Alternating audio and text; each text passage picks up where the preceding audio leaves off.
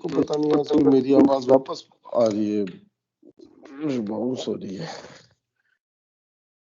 चलो, प्राचीन आर्य शिक्षा पद्धति के मूल में अंतःस्थित शक्ति को बढ़ाने और उसे ऐसे उपयोग में लाने की जो उसके धारक को या मानव जाति को लाभान्वित करे, पहली और अत्यंत आवश्यक शर्त है ब्रह्मचर्य का अभ्यास। सारी मानव शक्ति का एक भौतिक आधार होता है। यूरोपीय भौतिकवाद द्वारा की गई भूल यह है कि वह भौतिक आधार को ही सर्वस्व और भ्रमवश मूल स्रोत मान बैठता है। जीवन और शक्ति का स्रोत भौतिक नहीं अपितु आध्यात्मिक है। किंतु जिस आधारशिला नींव पर जीवन और शक्ति प्रतिष्ठित एवं क्रियाशील होती हैं, वह भौतिक है। प्राचीन हिंदू कारण और प्रतिष्ठा, सत्ता के ऊपरी और निचले छोरों के बीच के भेद को स्पष्ट रूप से समझते थे। भू या स्थूल भौतिक तत्व प्रतिष्ठा है तथा ब्रह्म या आत्म तत्व कारण है। भौतिक का अध्यात्म में उत्कर्षण ही ब्रह्मचर्य है, क्योंकि दोनों के सम्मिलन से वह शक्ति जो ब्रह्म या आत्मा से निश्रित होकर भौतिक तत्व को उत्पन्न करती है, वृद्धि को प्राप्त होती और स्वयं को चरितार्थ करती है।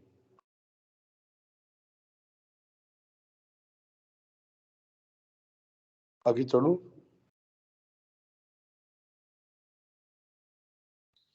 ये तात्विक सिद्धांत है। प्राचीन जो आर्य शिक्षा पद्धति है उसका मेटाफिजिकल जो प्रिंसिपल है वास्तव में वो कैसे काम करता है, अंतःस्थित शक्ति को बढ़ाने और उसे ऐसे उपयोगों में लाने की जो उसके धारक को या मानव जाति को लाभान्वित करे। भाई अंतःस्थित शक्ति आप अगर बढ़ाना चाह रहे हैं और उसको ऐसे यूजेज में लाना चाह रहे हैं जो उसके धारक या मानव जाति को लाभान्वित करे, तो उसके लिए पहली और अत्यंत आवश्यक शर्त है ब्रह्मचर्य का अभ्यास। सारी मानवीय शक्ति का एक भौतिक आधार होता है। यूरोपीय भौतिकवाद द्वारा की गई भूल यह है कि वह भौतिक आधार को ही सर्वस्व और भ्रमवश मूल स्रोत मान बैठता है। भाई ये तो यही कह रहे हैं ना, सारा विज्ञान है, सारा भौतिकवाद। भौतिकवाद का मतलब क्या है? जो जड़ तत्व को हर चीज का मूल मानता है, जो ये मानता है कि जड़ तत्व से सारी चीज पैदा हुई है। और आध्यात्मिकता ये कहती है कि जड़ तत्व उसका परिणाम है। एक मूल कोई संकल्पना है, एक मूल प्रारूप है, उसने इस भवन का निर्माण किया है। ईंटों ने, अगर हम ये कहें कि ईंटों ने भवन का निर्माण किया है, वो तो बिल्डिंग मटेरियल है, उसके अंदर तो फेरबदल किया जा सकता था मूल संकल्पना के अनुसार। तो यूरोपीय भौतिकवाद द्वारा की गई भूल यह है कि वह भौतिक आधार को ही सर्वस्व और भ्रमवश मूल स्रोत मान बैठता है। जीवन तथा शक्ति का स्रोत भौतिक नहीं, इसलिए आप अगर भौतिक के अंदर उसका स्रोत ढूंढेंगे अपितु आध्यात्मिक है। किंतु जिस आधारशिला नींव पर जीवन और शक्ति प्रतिष्ठित एवं क्रियाशील होती हैं, वह भौतिक है। जो शक्ति जहां एग्जीक्यूट करी जाती है, जहां ऑपरेट करती है, वो आधारशिला, वो आपकी भौतिक है। प्राचीन हिंदू कारण मतलब जो उसका मूल कारण है, जैसे जो भवन का निर्माण हो रहा है उसका मूल कारण है वो विचार, वो मूल भाव, वो उद्देश्य जिसके कारण हम उसका निर्माण कर रहे हैं। और प्रतिष्ठा, हमारा जो बाहरी फ्रेमवर्क है, आधार है, वो है प्रतिष्ठा। सत्ता के ऊपरी और निचली छोरों के बीच के भेद को स्पष्ट रूप से समझते थे। भू या स्थूल भौतिक तत्व प्रतिष्ठा है तथा ब्रह्म या आत्म तत्व कारण है। भौतिक का अध्यात्म उत्कर्षण ही ब्रह्मचर्य है। ये इसकी डेफिनेशन आ गई। आप अपने भौतिक तत्व को किस तरीके से धीरे धीरे सब्लिमेट कर देते हैं आध्यात्मिक के अंदर, मतलब प्रतिष्ठा को धीरे धीरे आप कैसे कारण से जोड़ देते हैं, ये उत्कर्षण जो है ये ब्रह्मचर्य है। ये इसमें ये कल हम लोग है ब्रह्मचर्य। हेलो, हाँ आवाज आ रही है ना? हाँ, ये जो फिर कट गई, आवाज नहीं आ रही। हेलो।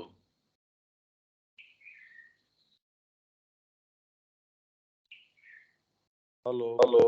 हाँ, हाँ सॉरी। हाँ, मैं कहता हूँ जिस पद्धति के द्वारा राइज होता है, मतलब उत्कर्षण मतलब तो राइज होना है ना, जो भौतिक है फिजिकल का, उस कारण में राइज होना, अध्यात्म। ये बढ़ना हो गया। तो ये ब्रह्मचर्य वो है या ब्रह्मचर्य एक पद्धति है जिससे कि अपन भौतिक से आध्यात्म में राइज करेंगे? एक ही बात है। पद्धति मतलब पद्धति भी क्या होती है, भी साधना भी अपने आप में एक पद्धति है। सारी चीजें पद्धति हैं। ब्रह्मचर्य को कैसे डिफाइन करें? ये कि भौतिक का अध्यात्म में उत्कर्षण ही ब्रह्मचर्य है। उत्कर्षण एक दिन में नहीं हो सकता ना, वो तो पूरी की पूरी प्रणाली, पूरी पूरी स्केल तो है ही। क्योंकि तो है, लेकिन उसमें ब्रह्मचर्य का अभ्यास करने के कारण भौतिक का आध्यात्मिक उत्कर्षण होगा। ये तो मतलब हो गया कि ब्रह्मचर्य का एक प्रोसेस हो गया, उसको यूज करके अपन राइज करेंगे। जबकि इसका मतलब तो ये हुआ कि वो राइज होना ही ब्रह्मचर्य है। हाँ, तो वो जिस चीज के लिए करेंगे, भाई इसके अंदर हम ये सोचते हैं कि आज थोड़ा ज्यादा हो गया, आज थोड़ा कम हो गया, वो बात नहीं है। जैसे साधना के अंदर मूलभूत आपका, आप संकल्प लेते हो, वो द्विज की संज्ञा जब आती है तो मूल काम तो वो वहां से शुरू हो गया। अब उसका एग्जीक्यूशन आपके बाहरी भागों के अंदर किस तरीके से होगा, वो उसकी प्रक्रिया है। मूल एल्केमी तो एक बिल्कुल अलग चीज है जिसको डिफाइन कभी किया जा नहीं सकता। ये तो बड़ा मुश्किल है कि आप में जब वो कॉल आ गया, अब वो जीवन को सारे को एग्जीक्यूट करके कैसे उसको करता है, वो एक अलग बात है। बाकी तो ये ब्रह्मचर्य के अंदर ये पूरी प्रक्रिया बताएंगे, ये आगे वाले पैराग्राफ में, ये कैसे वो प्रक्रिया साधित होती है। कि नहीं तो वो उसमें सिखा क्या रहे थे, वो तो एक दिन के अंदर हो जाता। और ब्रह्मचर्य अपने आप में क्या है, भौतिक का अध्यात्म में उत्कर्षण है, वो ब्रह्मचर्य है। अगर वो उत्कर्षण नहीं हो रहा तो वो प्रक्रिया करते रहो तो भी ब्रह्मचर्य नहीं है। खाली अपने आप के अंदर प्रक्रिया के सुख के लिए हम वो प्रक्रिया कर रहे हैं तो भी कोई भी साधना की आप सारी पद्धतियां करके उनको खूब मेटिकुलसली भी परस्यू कर रहे हैं तो भी कोई जरूरी नहीं है, अगर आपकी केंद्रितता मैं के ऊपर है। अगर सेल्फ गिविंग नहीं है और ये है कि इससे मेरे को कि इतने घंटे ध्यान करने से, इतने घंटे ये योग करने से और मेरा इसमें कुछ हो जाए, तो अभी भी वास्तव में वो साधना नहीं है। तो उन प्रक्रियाओं को या किन्हीं भी प्रक्रियाओं को हम साधना नहीं कह सकते। अगर साधना है तो सारी ही प्रक्रियाएं फिर बाद के अंदर योग की प्रक्रियाएं हो गई। इसीलिए ये उत्कर्षण मतलब हम ये कहें कि भाई ये क्या प्रक्रिया को हम ब्रह्मचर्य बोलते हैं या ये हो जाने को वास्तव में ब्रह्मचर्य बोलते हैं। भाई ये प्रक्रिया शुरू ही नहीं होती, अदरवाइज आपका अगर वो मूल उद्देश्य नहीं है, वो प्रक्रिया भी नहीं होती। कि आप आज ये योग साधना कर रहे हैं, थोड़ी प्रक्रिया से गए तो आप ज्यादा उसके अंदर नहीं, टू स्टार्ट विथ ही आप सेल्फ गिविंग से करते हैं और उस अग्नि में फिर बाद में धीरे धीरे, और जो भी उसमें फिर माँ ने आपको बर्तन साफ करने का दिया तो वो भी योग की ही प्रक्रिया है। उस समय बैठ के अगर मैं ध्यान की प्रक्रिया में लग जाऊं तो वो योग से विरुद्ध प्रक्रिया हो गई। जो जो प्रक्रियाएं प्रिस्क्राइब्ड हैं, आपने गुरु अपना लिया, गुरु इस समय कह रहा है ये काम करो, तो वो प्रक्रिया हो गई उसकी। तो मूल चीज हमेशा ही इसके अंदर भाव पे डिपेंड करती है, न कि उसके बाहरी रूप पे। ये तो वैसा ही आग्रह हो गया जैसे हम इसको कह के आने की यूरोपीय जो है भौतिकवाद को आधार मान लेता है। वो आधार नहीं है, वो तो प्रतिष्ठा है, उसके ऊपर काम कर सकता है। तो आपका मूल भाव जो है वो अगर लेके चलते हैं, हम व्यापार भी कर सकते हैं, हम उसके कारण कुछ भी कर सकते हैं। पर अपने आप में वो क्रिया जो है, हम कह दें कि ध्यान करना भी अपने आप में है, वो कोई भी साधना का अंग नहीं है। कितने जनों को श्री अरविंद ने कहा भैया ये तेरे लिए सूटेबल नहीं है। कि दिलीप कुमार रॉय ने कहा कि अब तो मैं बिल्कुल शांत रहूंगा, ये हंसना बोलना लोगों से मिलना, ये तो अब मेरे को लगता है मेरे को भी गहन चिंतन है, ध्यान है, उसके अंदर रहूंगा। तो कृष्ण प्रेम ने कहा भैया तेरी नेचर को ये सूट नहीं करता, और फिर उसको रेफर किया गया उस लेटर को श्री अरविंद को। कहा बिल्कुल तेरी नेचर तो है भगवान के लिए भजन का आराम से। तो हर जने को हम ये कहते हैं क्योंकि ये प्रिस्क्राइब्ड है और बहुतों के लिए ये चीज है माला जपो, पर आपको आवश्यकता ही नहीं है, आपको माँ ने कोई दूसरी चीज बता रखी है, तो आपके लिए वो प्रक्रिया है न कि जो सामान्यतः प्रिस्क्राइब्ड है। और क्यों आप करना चाहते हैं, एक्चुअल में क्या है, अगर मूल में देखें तो कहीं न कहीं कि इससे मेरे को क्या मिल रहा है। नहीं तो आपको उस प्रक्रिया की बजाय जो मूल आपका प्रेम माँ से है और वो आप उसके लिए जो कुछ भी आवश्यक है उसमें आपको ये कहते भैया मेरे को तो फुर्सत नहीं है। गोपियों को जब उन्होंने ये बताया कि भी ध्यान करो, चिंतन करो, वो तो जो है निराकार है, ब्रह्म है, तभी तो उन्होंने कहा कि भी उधो मन न भय 10-20, ये तो एक था। तो उसको आप कैसे क्या साधना से डिफाइन करेंगे। तो इसलिए जब हम प्रक्रियाओं की बातें करते हैं वो उसके आधार पे होती है, न कि प्रक्रियाएं उस तक लीड करती हैं, ये कभी नहीं होता।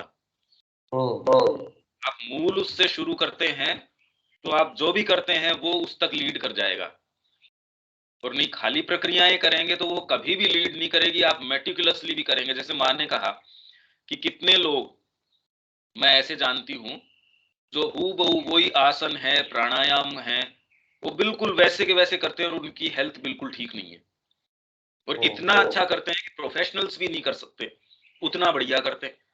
तो जब मैंने कहा कि आप ये प्रक्रियाएं कर रहे हैं, ये आसन वगैरह कर रहे हैं, आपकी हेल्थ तो ठीक होनी चाहिए थी। तो कह रहे अच्छा इससे ये भी होता है। तो ये तो हम पढ़ के गए थे, उसके अंदर तो सारी चीज आप उसके पीछे क्या चेतना डालते हैं उसके ऊपर निर्भर करती है। तो ब्रह्मचर्य का ये तात्विक सिद्धांत ये बता दिया, ये इसका मूल है कि भौतिक का अध्यात्म में उत्कर्षण ही ब्रह्म है, ब्रह्मचर्य है। मतलब आपकी सारी चर्या केंद्रित है ब्रह्म के ऊपर। ब्रह्म हमारे लिए तो मां श्री अरविंद है, तो हमारी जैसे ही क्रिया उनके ऊपर बिल्कुल केंद्रित हो जाती है, तो जितनी शक्ति हमको आवश्यकता है, जितनी का संचार मतलब जहां जैसा जब जरूरी है, ऐसे ही तो अंतर आता है।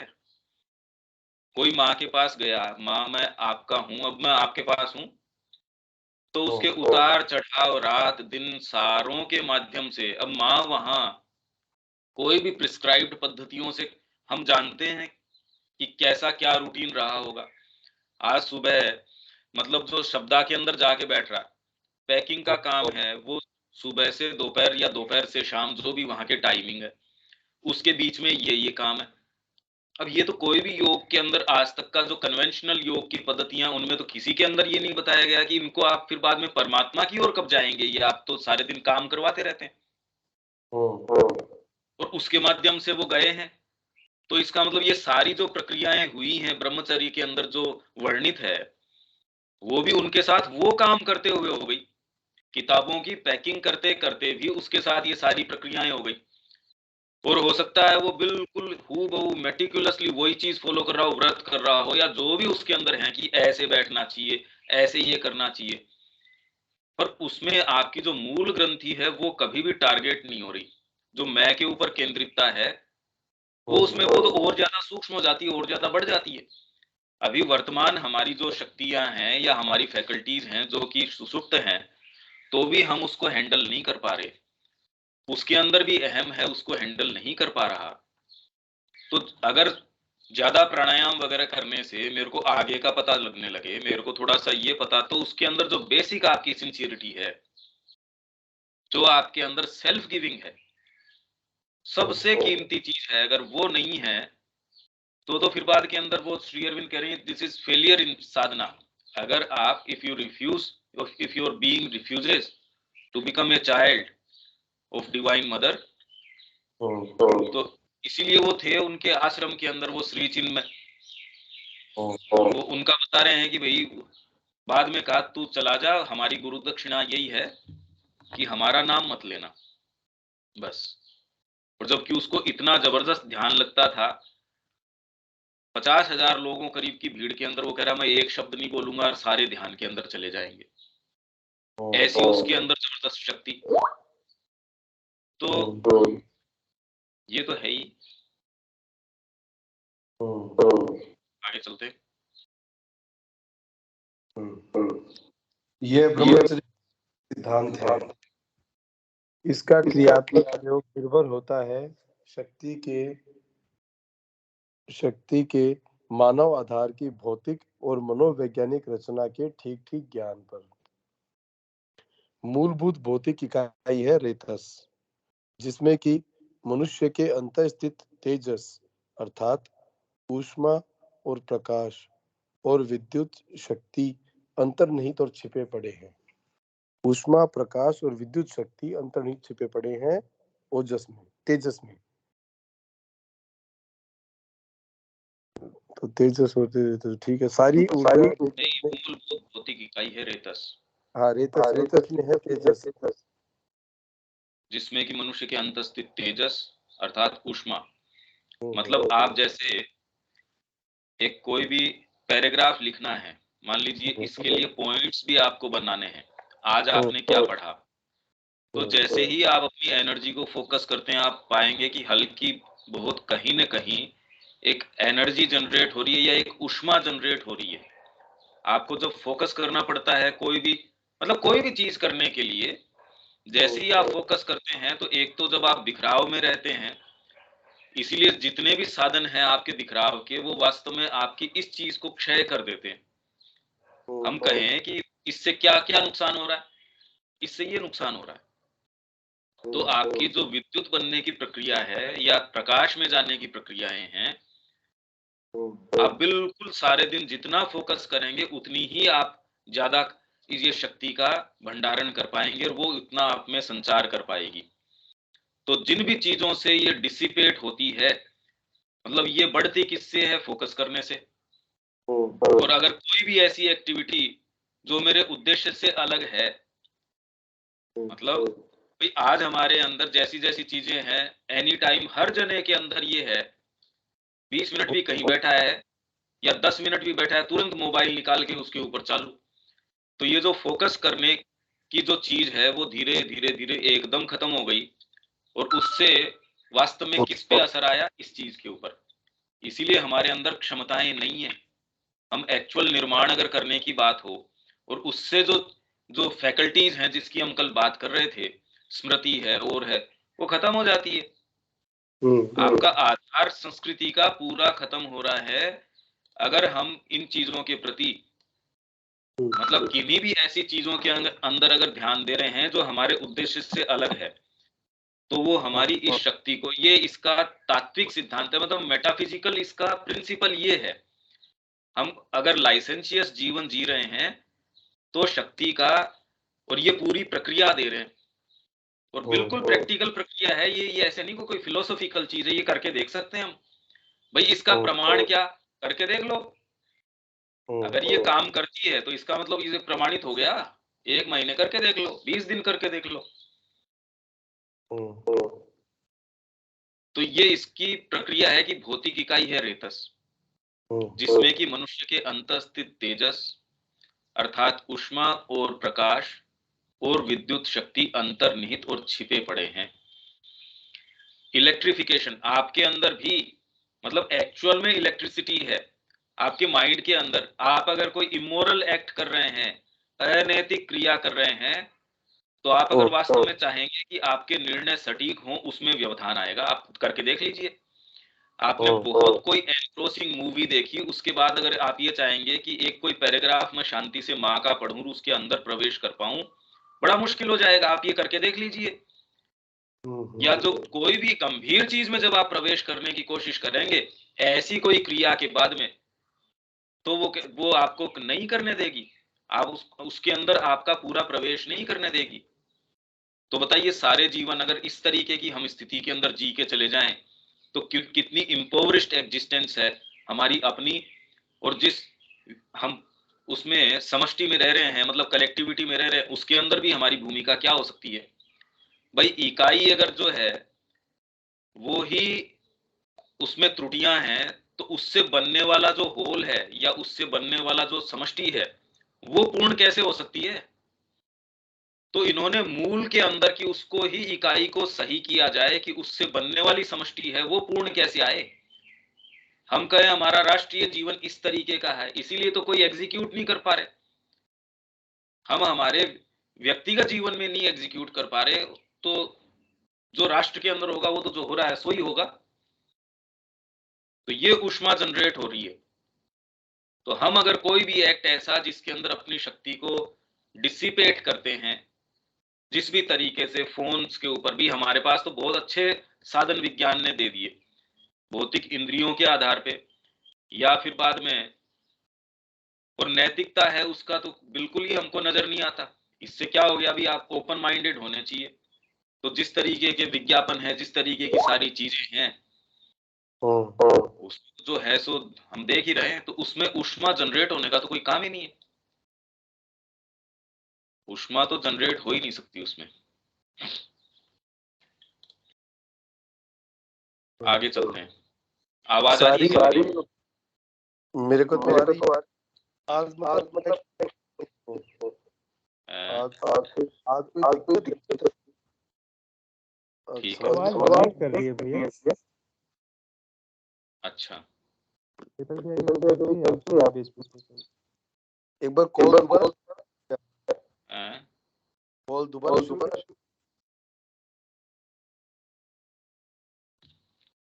इंटरनेट कनेक्शन में चेंज करके देखता हूँ। ब्रेक हो रही है भैया। एक सेकंड में इंटरनेट कनेक्शन चेंज कर देता हूँ मेरा।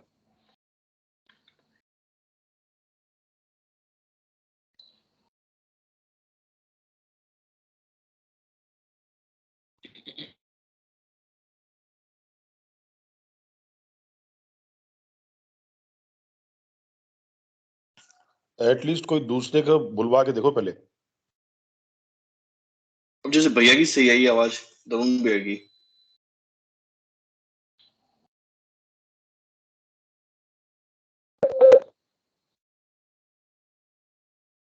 Hello hello. हाँ भैया कुछ बोलिए ना। अभी कुछ पहले से बेटर है क्या? हाँ अब ठीक है। हैं? अब ठीक लग रही है।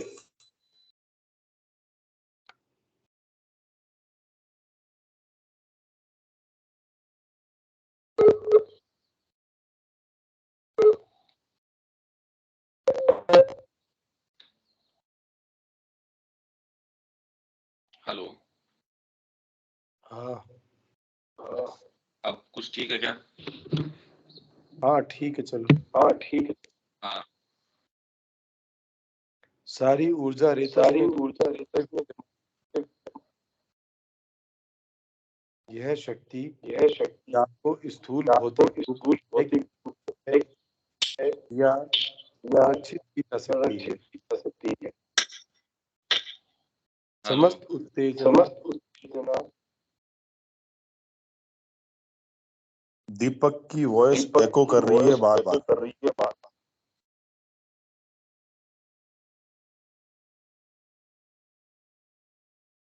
मेरी सही आ रही है क्या?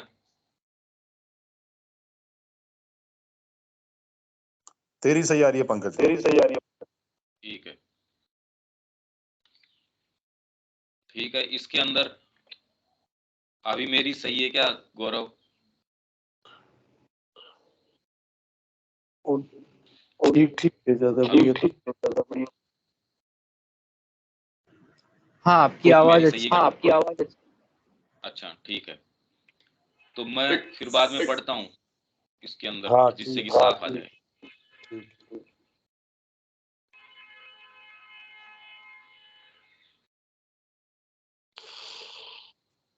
सारी ऊर्जा रेतस में निगूढ़ रूप से विद्यमान है।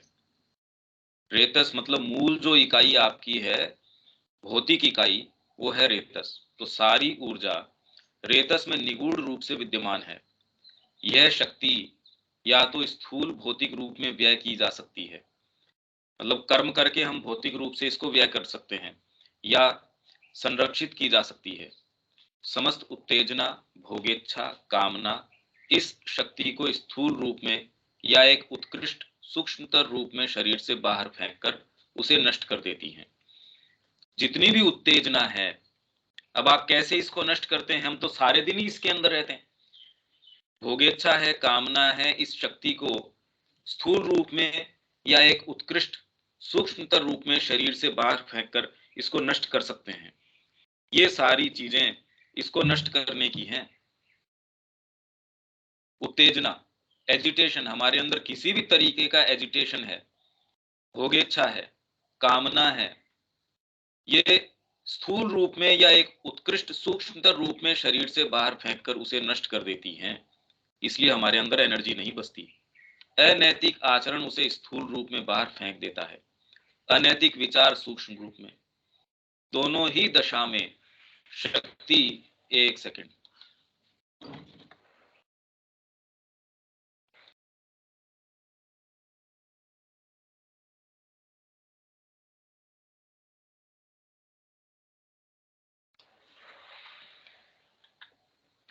अनैतिक आचरण उसे स्थूल रूप में बाहर फेंक देता है, अनैतिक विचार सूक्ष्म रूप में। तो ये तो सारे दिन रहते हैं, ये विचार सारे दिन रह रहे हैं। दोनों ही दशा में शक्ति नष्ट होती है, और व्यभिचारिता जैसे शारीरिक होती है, वैसे ही मानसिक और वाचिक भी होती है। मानसिक और वाचिक, अगर हम वाणी से अगर इसको सही यूज नहीं कर रहे हैं, गलत शब्द बोल रहे हैं, जितना आवश्यक है उससे ज्यादा बोल रहे हैं, या स्लैंग अगर लैंग्वेज काम में ले रहे हैं, तब तो बिल्कुल ही हम इसका नाश कर रहे हैं, इस ऊर्जा का, इस शक्ति का। तो व्यभिचारिता खाली शारीरिक नहीं है, मानसिक और वाचिक भी है। अब ये तो कोई बताता नहीं कि वाणी के ऊपर क्यों कंट्रोल होना चाहिए। इसके विपरीत समस्त आत्म संयम शक्ति को रेतस में संरक्षित करता है, और संरक्षण सदा ही अपने साथ संवर्धन लाता है। किंतु भौतिक शरीर की आवश्यकताएं सीमित हैं, और अतिरिक्त शक्ति से अवश्य ही उसके एक संचित भंडार का निर्माण होगा, जिसे भौतिक के अतिरिक्त अन्य किसी उपयोग में प्रयुक्त होना चाहिए। प्राचीन सिद्धांत के अनुसार रेतस जल है, जो प्रकाश और ऊष्मा और विद्युत से, एक शब्द में तेजस से परिपूर्ण है। मतलब तेजस एक शब्द के अंदर क्या क्या समाहित करता है? प्रकाश, ऊष्मा और विद्युत, ये सारे इसके अंदर हैं। किन किन चीजों से ये क्षय होता है? उत्तेजना, हम सारे दिन रहते हैं। भोगेच्छा, उत्तेजना कामनाओं की पूर्ति की हो सकती है, चिंताओं, दुश्चिंताओं की पता नहीं ये कैसे होगा। जब हम धीरे धीरे देखेंगे तो उसका मूल क्या है? मेरे को ये चाहिए, कामना, उसकी पूर्ति जब नहीं होती तो ये उत्तेजना पैदा होनी शुरू हो जाएगी। ये सारी चीजें सूक्ष्म या स्थूल रूप से इसको शरीर से बाहर फेंककर नष्ट कर देती हैं। और जब किन्हीं भी तरीकों से, नैतिक तरीकों से आप इनका मतलब बिल्कुल संयम जब आप करना शुरू करते हैं, भंडार भौतिक के अतिरिक्त खाली भौतिक ही यूसेज में नहीं आएगा। हेलो, आवाज आ रही है क्या मेरी?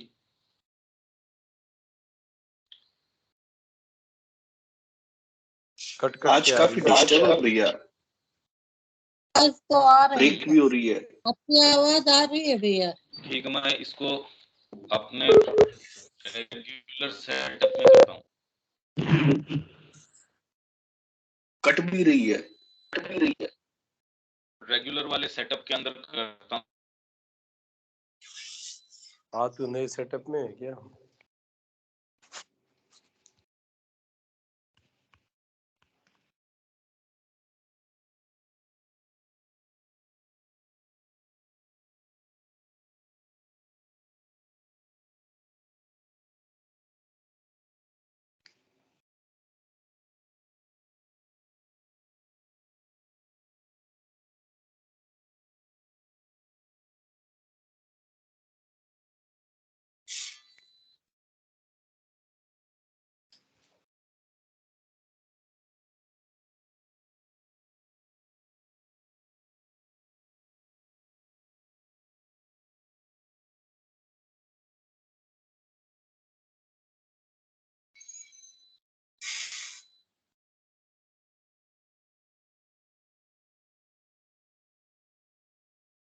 ये सारा का सारा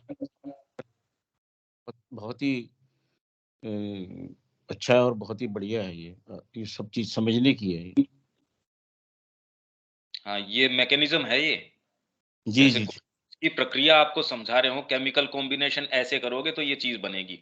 बिल्कुल तो क्रिस्टल जैसे हमारे बीइंग का केमिकल कंपोजिशन तरीके का है कि उसमें कैसे काम करती है।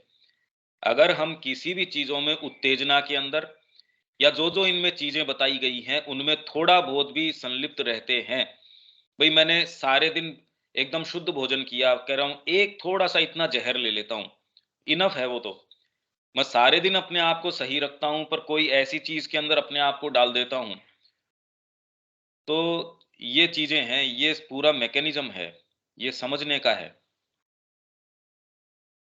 इसमें कोई बात नहीं तो आगे चलते हैं। गौरव, कोई चीज है क्या इसमें, या कोई चीज इसमें लाइन या कोई चीज एक्सप्लेन करने की?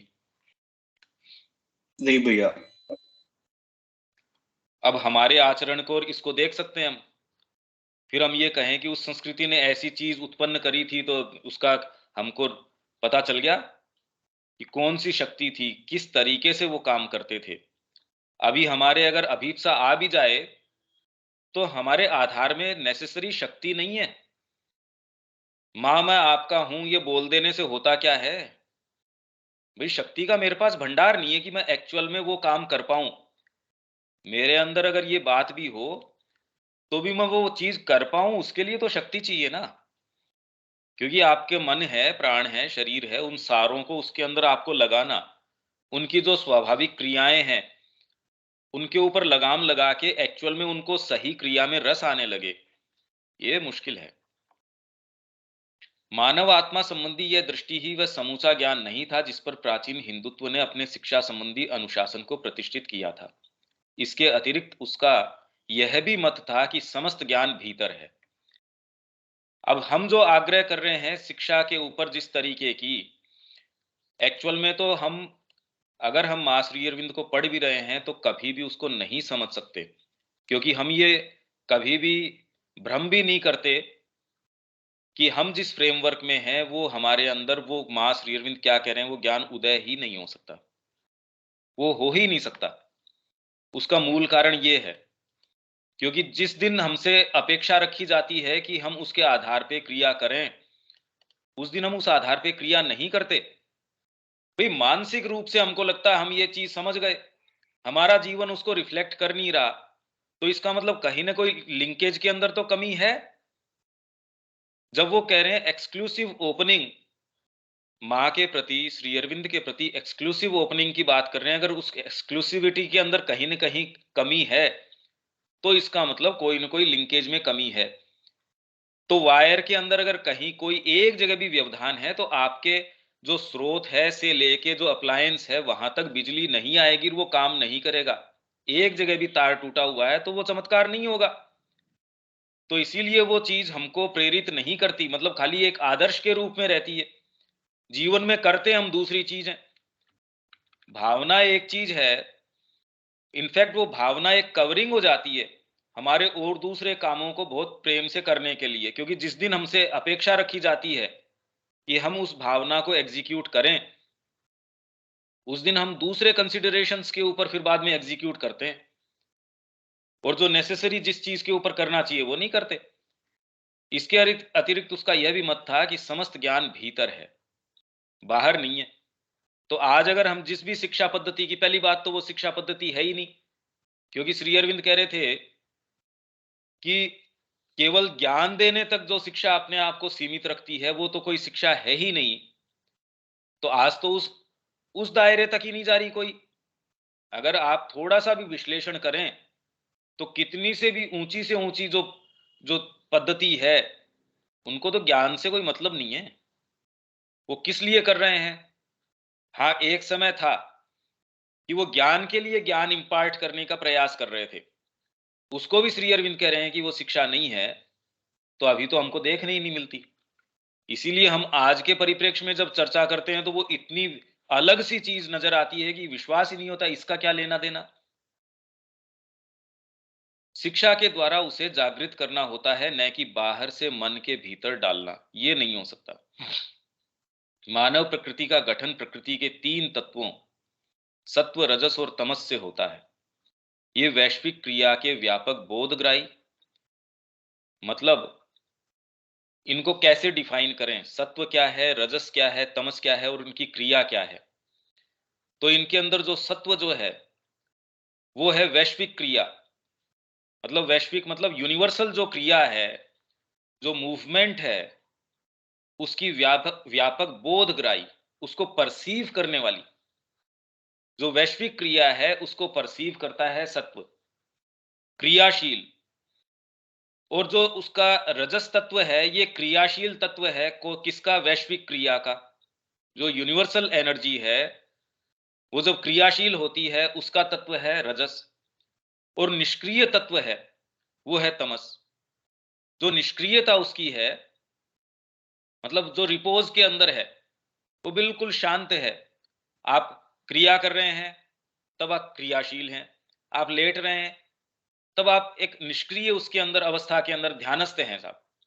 हालांकि वो भी एक क्रिया है अपने आप के अंदर, पर ये 3 पोइज हैं, ये मानव प्रकृति के का गठन करते हैं और वैश्विक क्रिया के 3 व्यापक बोधग्राही, क्रियाशील और निष्क्रिय तत्व हैं जो अपने सहस्रविध पहलुओं में से एक में ज्ञान, आवेग और अज्ञान के रूप में प्रकट होते हैं। मतलब इनके सहस्रविध पहलू हैं,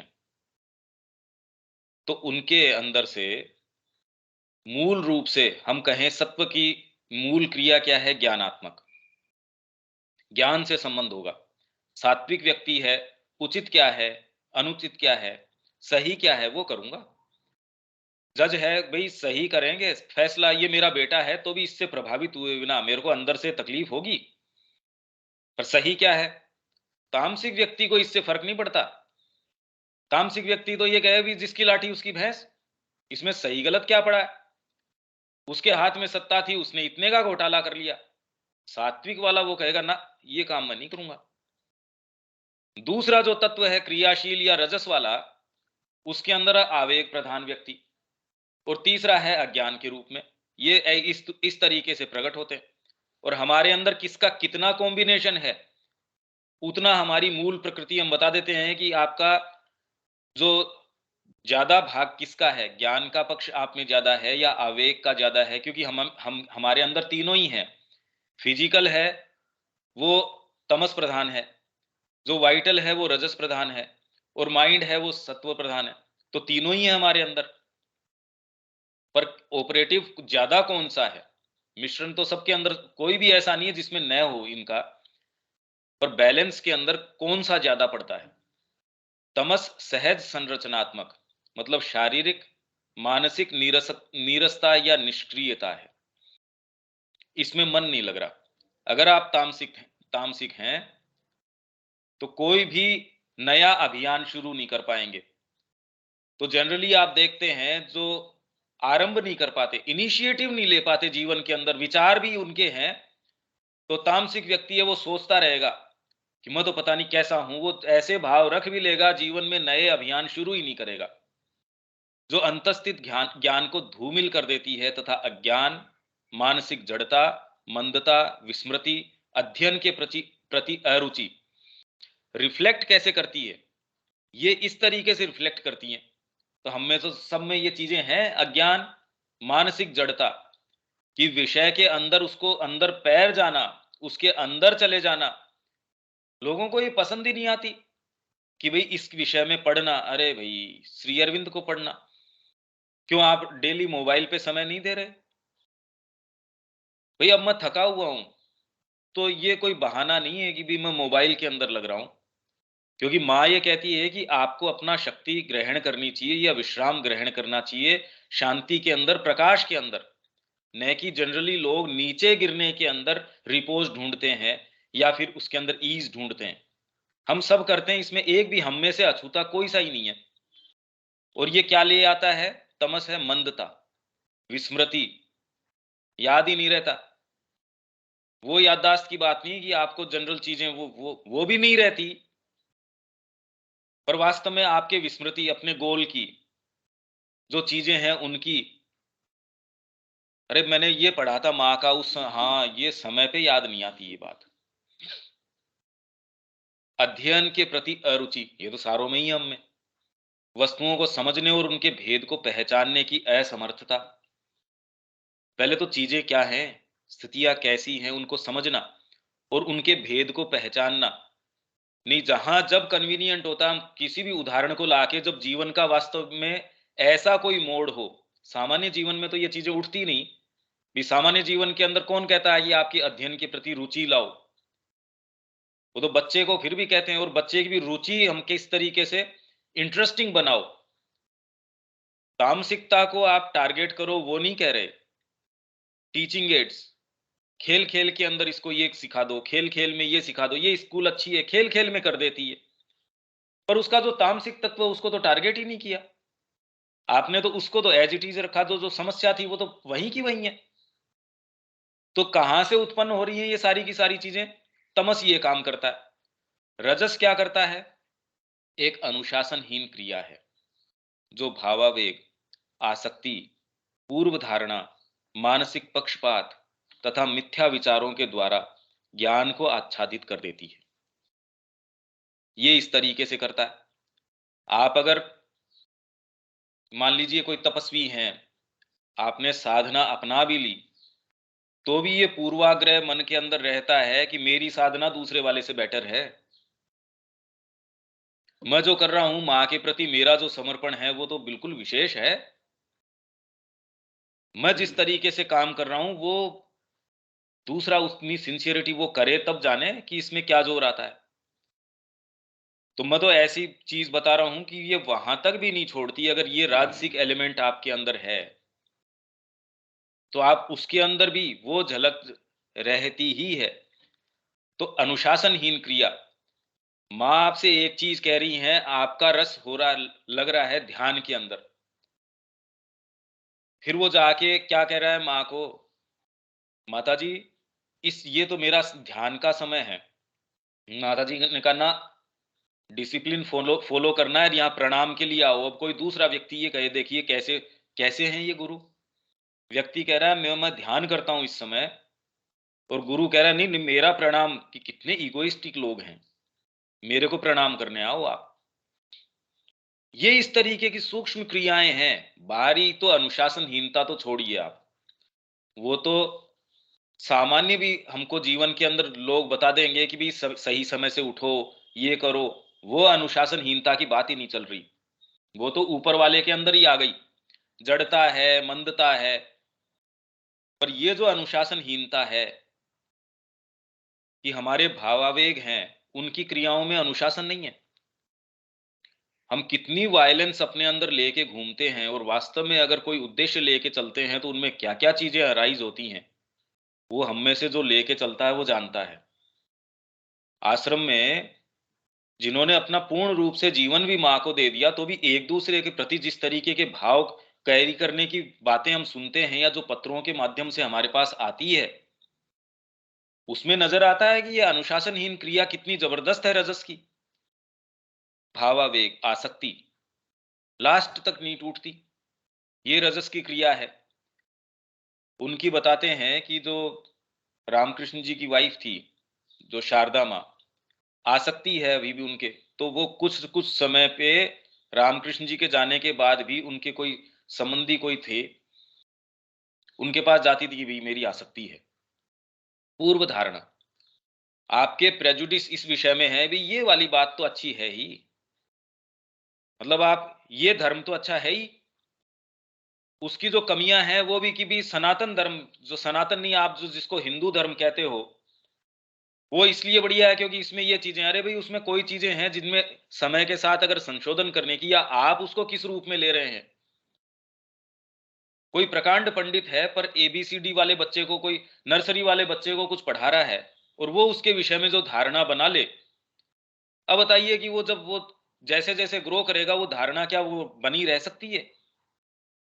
तो स्वयं उस पंडित जी की कोई समस्या नहीं है, पर जो धारणा हमने बना ली उनमें तो हमेशा ही फेरबदल आना चाहिए।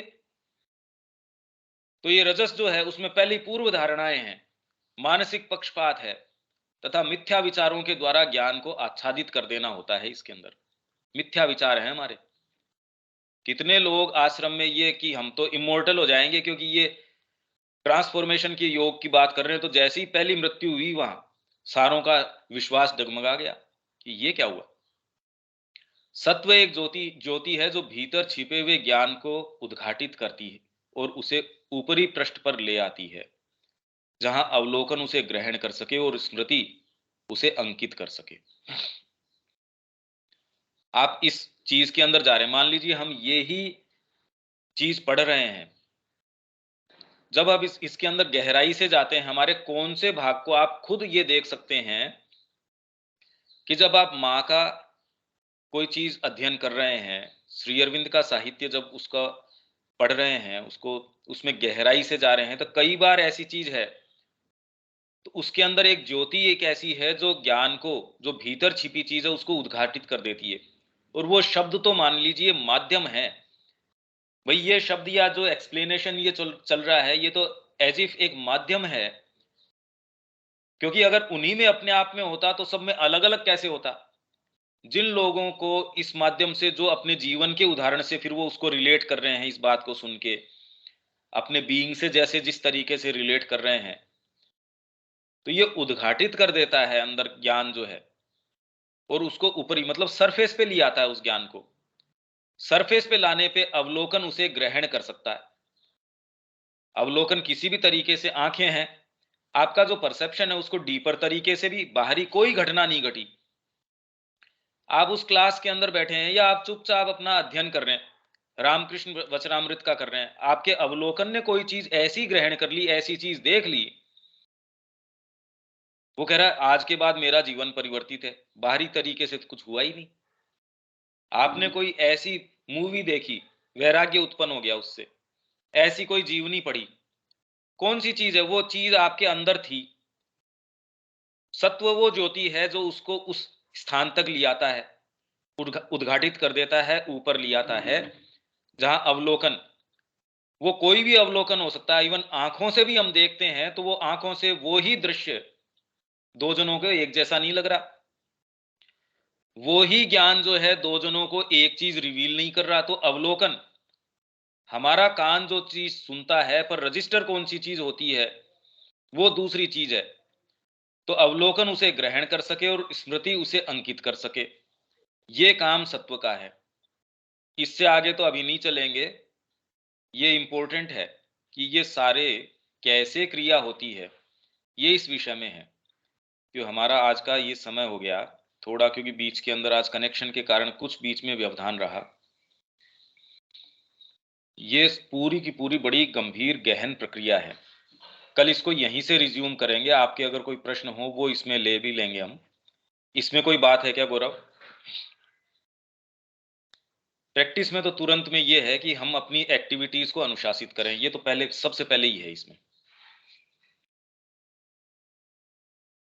बाकी वैसे क्लियर है ये मेरे ख्याल से, क्यों दीपक? ये बिल्कुल साफ होना चाहिए। हाँ, और बहुत ही सुंदर है।